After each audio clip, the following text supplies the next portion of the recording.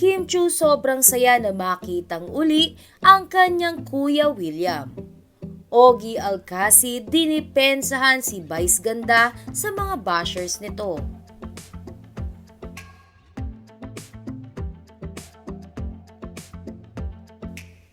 Reunited si Chinita Princess Kim Chiu sa kanyang kuya na si William Chiu.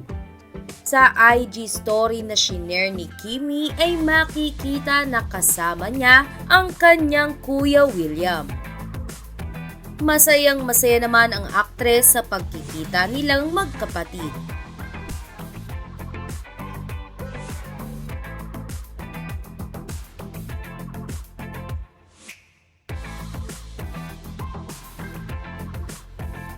Samantala, agad binasag ni Ogie Alcacid ang kanyang katahimikan hinggil sa issue na binabato sa kanila ni Vice Ganda. Ani kasi ng netizens ay binubuli ni Vice Ganda si Ogie sa It's Showtime.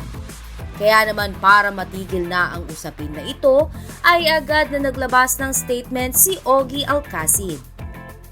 Ayon kay Ogie Alcacid, "This is long overdue. There is a friend I know who comes to work only having the sole intention of making people happy.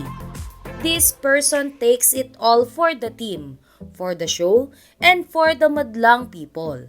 This is why I stand for this friend of mine. Imperfect as she is, love you Meme Vice Ganda." Samantala, narito naman ang ilan sa mga komento ng madlang people sa post ni Ogie Alcacid.